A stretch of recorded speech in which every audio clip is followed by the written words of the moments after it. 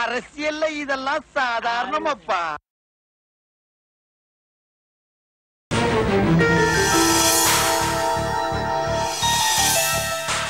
பயப்படாதடா, யாரா இருந்தாலும் உனக்கு ஒன்றும் ஆகாம நாங்க பாத்துக்கிறோம்.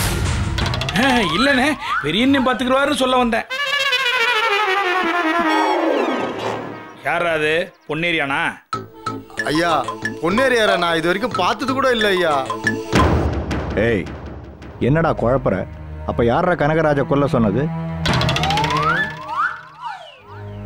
என்னடா, ஏதாவது ரியல் எஸ்டேட் தகராறா? இல்லைங்கய்யா, பாலிடிக்ஸ் தான். அப்போ கொலை செய்ய சொன்ன ஆள் ஒரு அரசியல்வாதியா?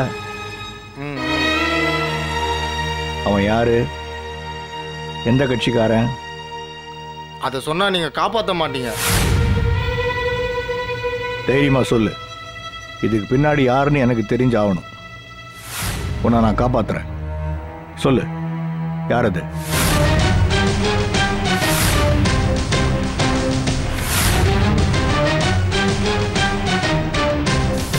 உங்க கட்சிக்காரங்க தாயா.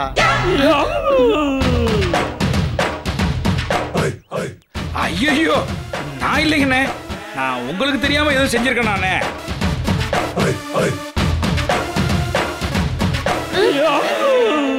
மணி, சஸ்பென்ஸ் வைக்காம பேசுப்பா. மணின்னு பேர் வச்சுக்கிற, சத்தமே வர மாட்டேங்குது. யாருன்னு சொல்லுப்பா. களத்தூர் பழைய எம்எல்ஏ அன்பரசு தான் கொல்ல சொன்னாரு.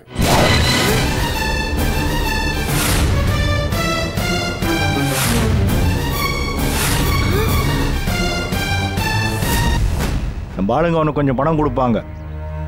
எங்கேயாவது போய் ஜாகிரதையா பதுங்கிக்க, புரியுதா? நம்ம வக்கீல் கிட்ட மட்டும் ரெகுலரா டச்ல இரு. போ. வரேன் தலைவரே.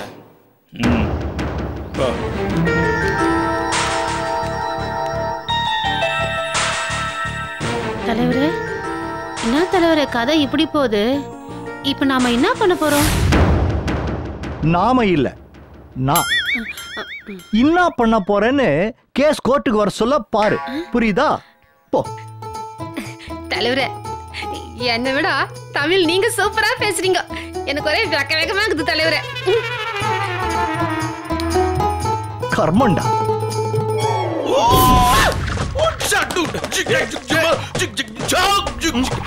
அப்படி நம்ம படத்துல ஃபைட். ஓகேவா? பிளான் பண்ணிக்கங்க. வாடா. ரெடி. வா. டேய் புறா. சார், இன்னைக்கு நாம ஃபைட் சீக்வென்ஸ் எடுக்க போறோம். என்ன சொல்றீங்க?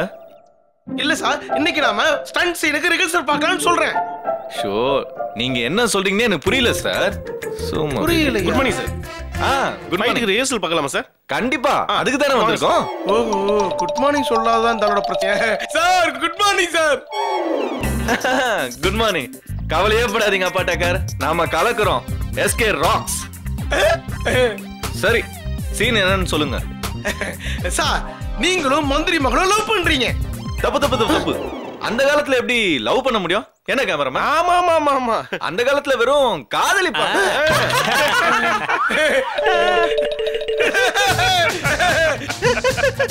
சார், உங்க sense of humour super sir.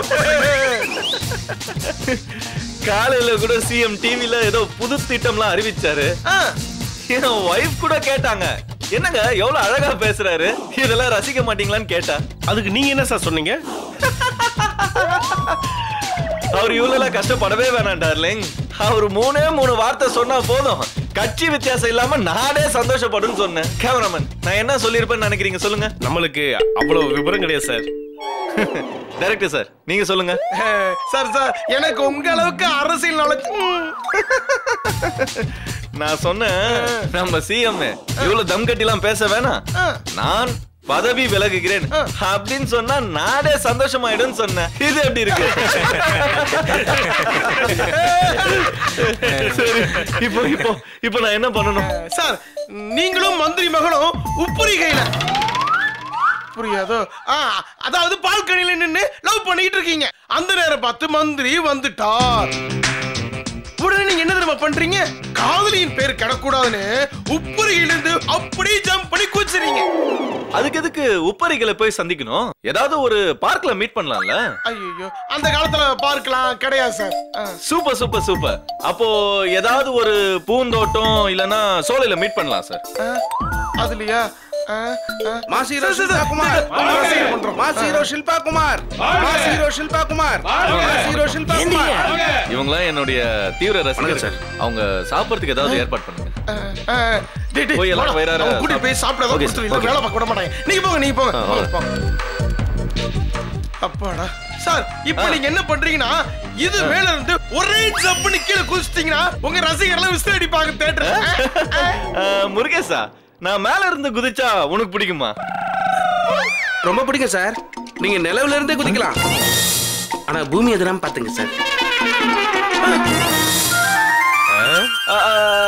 சரி, வந்த வேலையை போய் பாருங்க. போய் சாப்பிடுங்க போங்க. Cameraman sir, cameraman sir. Sir, எனக்கு உங்க திறமை மேல நம்பிக்கை இருக்கு. நான் அந்த மாடியில இருந்து குதிக்கிற மாதிரி மூவ் பண்றேன்.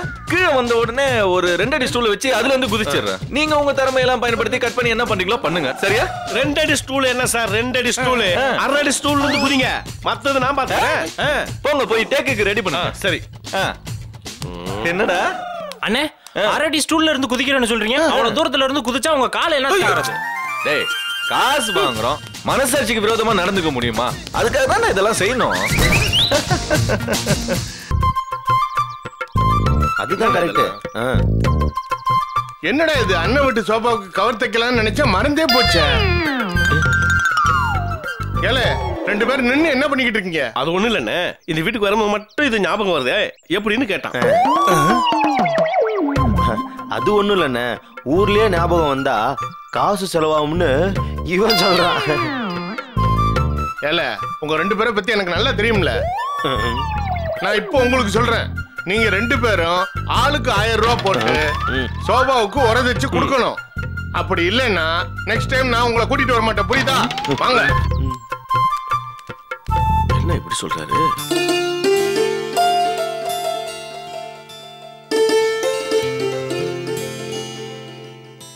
என்னத்தை தான் அப்படி எழுதுறீங்களோ? பேசுறது தான் தண்டம். முதல்ல காஃபியை பிடிங்க. அண்ணி, கரெக்ட் டைத்துக்கு வந்துட்ட போல இருக்க. எங்களுக்கும் டீ காபி கொடுங்க அண்ணி. என்னைக்கு தான் நீங்க ராங் டைம்ல வந்திருக்கீங்க?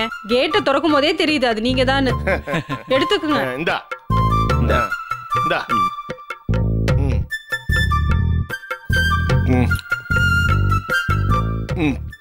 ஐயா, உங்களுக்கு ஒண்ணு தெரியுமா? செத்து போன எம்எல்ஏ எங்க ஐயா கனகராஜ் இருக்காருல்ல, அதான் செத்து போயிட்டாருல, அப்புறம் எப்படி இருப்பாரு? அது இல்லண்ணே. என்னையா? அது இல்லைங்க அண்ணே.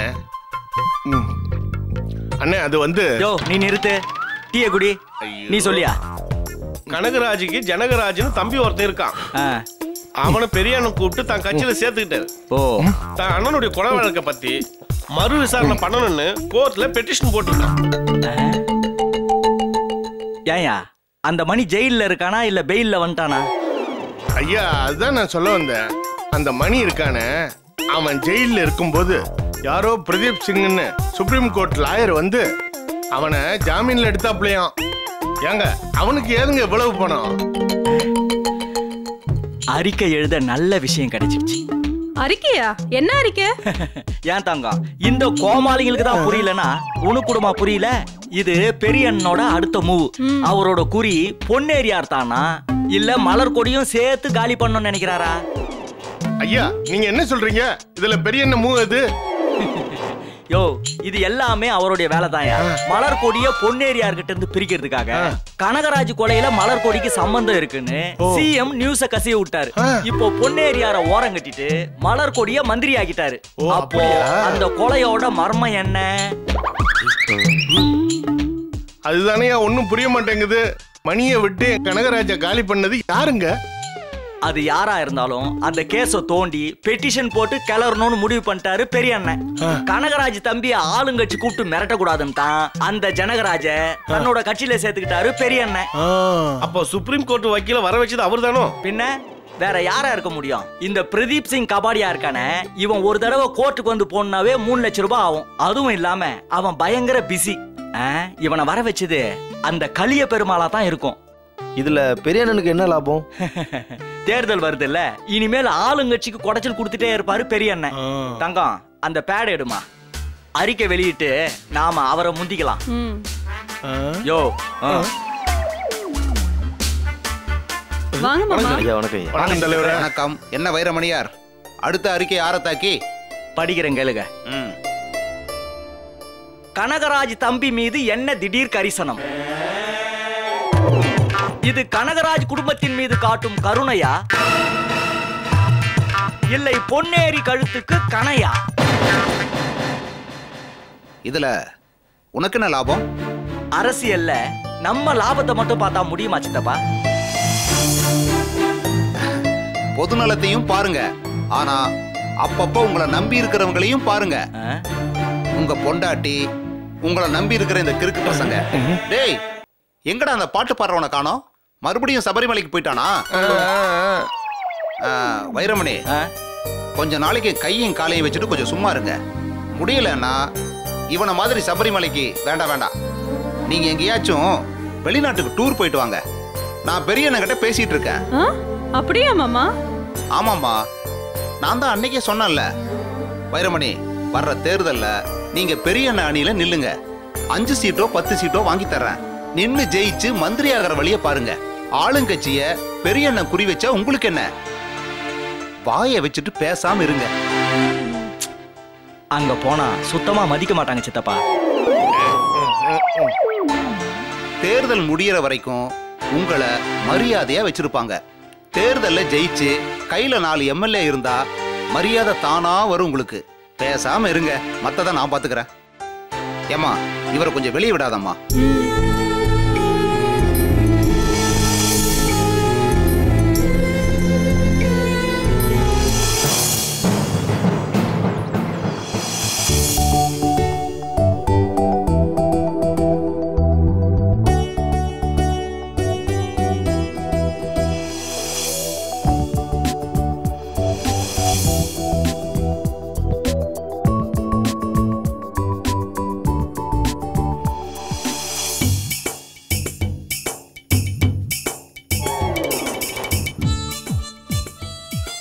மக்கள் அனைவருக்கும் பொங்கல் நல்வாழ்த்துக்களை தெரிவித்தார் முதல்வர் மற்றும் அப்படின்னு 2 பேர் பேப்பர்ல ஆராய்ச்சி பண்றாங்க. கட்சி தொண்டர்களும் முதல்வர் வீட்டுக்கு சென்று வாழ்த்துக்களை தெரிவித்துள்ளனர். ஆஹா, என்ன அழகான காட்சி! இதத்தான் ஈன்ற பொழுதினும் பெரிதாக்கும் தன் மகன் தமிழ் பேப்பர் படிக்க கண்ட தாய் அப்படின்னு வள்ளுவரே சொல்லி இருக்கிறாரு. இதற்கு தானே ஆசைப்பட்டாள் இந்த தாய். பிஏ அங்கிள், எங்க அப்பா சீட்ல என் பையன் உட்காரணும், அதை நான் என் கண்குளிர பார்க்கணும்னு தான் நினைச்சேன். கவலைப்படாதீங்கம்மா, இப்போ வீட்டுல இருக்கிற முதல்வர் நாற்காலியில உட்கார்ந்துட்டார்ல, அடுத்தது தலைமைச் செயலகத்துல இருக்கிற முதல்வர் நாற்காலியில உட்காருவாரு. அது இருக்கட்டும் பிஏ சார். இப்ப நீங்க முதல்ல மிமிக்கிரியை விட்டுட்டு சாதாரண வாய்ஸ்ல பேச பாருங்க. இது தாத்தாக்கும் சுத்தமா பிடிக்கல. அப்படிங்களா? இப்ப பாருங்க, அப்பாவுக்கு தெரியும், தாத்தாவுக்கு தெரியும் பல்ராம் நாயுடு பேசுறது. எங்க பாருங்க சார், நம்ம லாட்டிய உள்ள விட்டு தட்டுன்னு தட்டினா உண்மையில வெளியே வந்துரும். இது எப்படி இருக்குது? இந்த குரல்ல பேசுமா?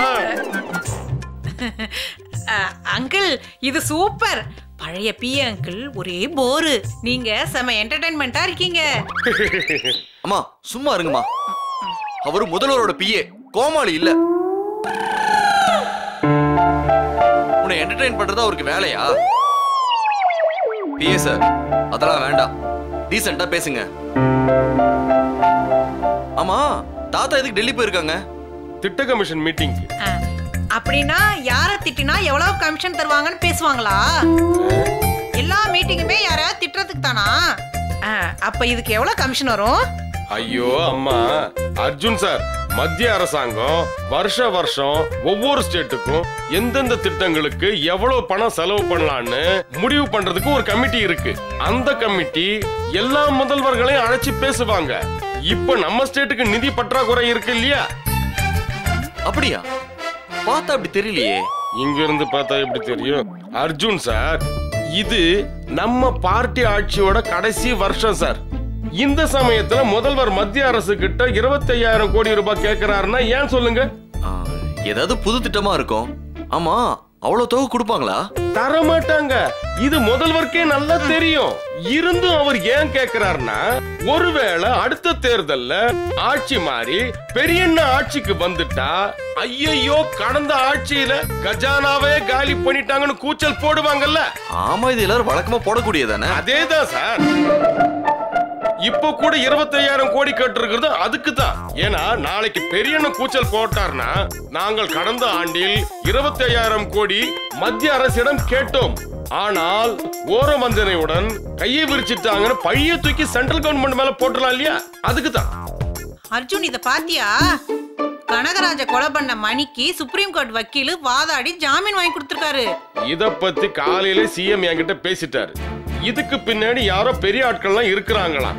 இப்போ அவனை ஜாமீன்ல எடுத்தது யாருன்னு கண்டுபிடிச்சிட்டா, கனகராஜ கொலை செய்ய சொன்னது யாருன்னு கண்டுபிடிச்சலான்னு சொன்னாரு. இத பத்தி நான் டிஏஜி கிட்ட இன்ஃபார்ம் பண்ணிட்டேன். அது அறிவாளிங்களோட வேலை, அவங்க பாத்துப்பாங்க. பிஏ சார், இப்ப நம்ம ஸ்டேட்டோட வருமானத்தை கூட்ட நீங்க ஏதாவது ஐடியா கொடுக்கலாம்ல? என்கிட்ட நிறைய ஐடியா இருக்குது, ஆனா நான் இப்ப அத பத்தி பேச மாட்டேன், அப்புறமா சொல்றேன். மறுபடியும் மிமிக்கிறியா? உங்க வேலை போறது கன்ஃபார்ம். ஐயோ, இனிமேல் பேசவே மாட்டேன் சாமி.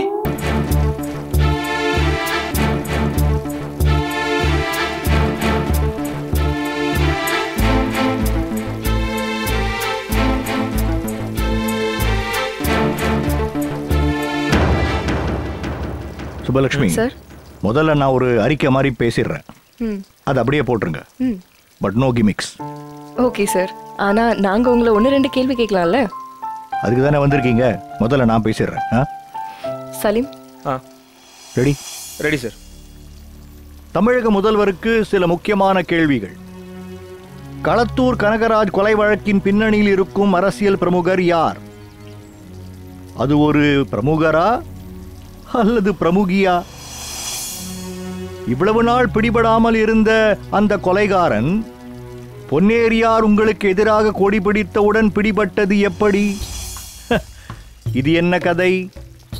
காக்காய் உட்கார பனம்பழம் விழுந்த கதையா அல்லது திட்டமிட்ட நாடகமா? இந்த கொலை வழக்கின் பின்னணியில் ஒரு பெண் பிரபலம் இருப்பதாக முதலில் ஒரு செய்தி வந்தது. ஆனால் நீங்களோ முதலில் பொன்னேரியாருக்கு தான் அரெஸ்ட் வாரண்ட் பிறப்பித்தீர்கள். எப்படி? ஏன்? பொன்னேரியார் என்ன செகண்டியரா? ஒரு பெண் ஆணானது எப்படி? ஆனதா அல்லது ஆக்கப்பட்டதா?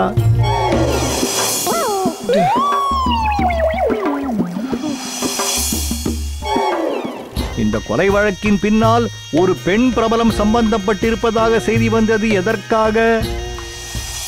மலர்கொடியை மிரட்டவா? அப்படி இருப்பின் இதுவரை கொலை வழக்கில் சம்பந்தப்பட்டிருந்த மலர்கொடி திடீரென்று மந்திரியானது எப்படி? இதற்கெல்லாம் மக்கள், உங்களுக்கு ஓட்டு போட்ட மக்கள் பதில் எதிர்பார்க்கிறார்கள். இதற்கெல்லாம் பதில் கிடைக்கும் வரை அவர்களும் ஓயப்போவதில்லை. கண்டிப்பாக நானும் ஓயப்போவதில்லை. அவ்வளவுதான். Thank you sir. நீங்க இந்த வழக்குல திடீர்னு இவ்வளவு ஆர்வம் காட்டுறதுக்கு என்ன காரணம்? இந்த நாட்டின் மேலையும் இந்த நாட்டின் மக்களின் மேலையும் எனக்கு நிறைய அக்கறை இருக்கு. அதனால தான் அவங்களை ஏமாத்துற இந்த தகுடு திட்டங்களை எல்லாம் பார்த்துக்கிட்டு என்னால சும்மா இருக்க முடியாது. இந்த விவகாரத்துல என்ன நடந்திருக்கும்னு நீங்க நினைக்கிறீங்க sir? Well, I don't know. I'm not Sherlock Holmes. அரசாங்கமும் அரசு இயந்திரமும் அவங்க கையில இருக்கு. இந்த கொலையை செஞ்சது யாரு அது எனக்கு தெரியணும். மலர்கொடிக்கும் இதுக்கும் சம்பந்தம் இல்லைன்னா எதற்காக அவங்களை இதுல சம்பந்தப்படுத்தியே பேசுறாங்க? பொன்னேரியார்கிட்ட இருந்து அவங்கள பிரிக்கிறதுக்கா? I don't know. அது உண்மைன்னு நீங்க நினைக்கிறீங்களா?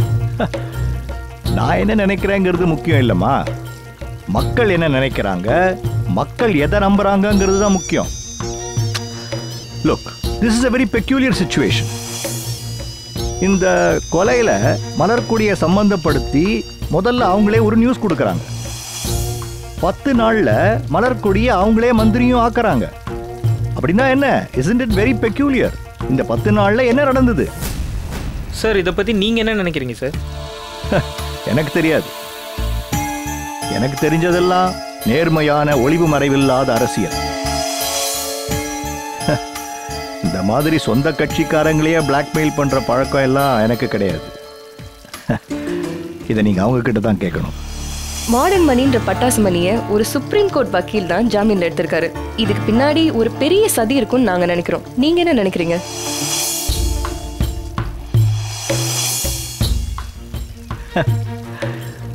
நாடு எப்படி ஆயிடுச்சு பாத்தீங்களா? ஒரு சாதாரண வாடகை கொலையாளிக்கு இவ்வளவு பெரிய வக்கீல், அதுவும் ஒரு சுப்ரீம் கோர்ட் லாயரை எப்படி தெரிஞ்சிருக்க முடியும்? அவரை இங்க கூட்டிட்டு வந்தது யாரு? அதுதான் என்னுடைய கேள்வி. That is my pointed question. இதுக்கு சிஎம் கிட்ட இருந்து என்ன ரியாக்ஷன் எதிர்பார்க்கறீங்க? நான் எதிர்பார்க்கறது ஒரு நேர்மையான ரியாக்ஷன். பட் பாவம், அவருக்கு அதெல்லாம் தெரியாது. ஏன்னா நேர்மைக்கும் அவருக்கும் அவ்வளவா சம்பந்தம் கிடையாது. இதுக்கு அவர் என்ன செய்வார்னா, இந்த அகநானூறு புறநானூறுலேருந்து ஏதாவது ஒரு செய்யுளை சொல்லி அதுக்கு ஒரு புரியாத விளக்கத்தையும் சொல்லி ஜல்லி அடிப்பாருன்னு நினைக்கிறேன். மலர்கொடியும் பொன்னேரியாரும் இதுக்கு பதில் சொல்வாங்கன்னு நீங்க நினைக்கிறீங்களா? நோ வே. பொன்னேரியார் எழுந்து வெளியே வரதுக்கே இன்னும் கொஞ்ச நாள் ஆகும். மலர்கொடி ரொம்ப நாள் பாடுபட்டு இப்பதான் கஷ்டப்பட்டு நாற்காலியை பிடிச்சிருக்காங்க.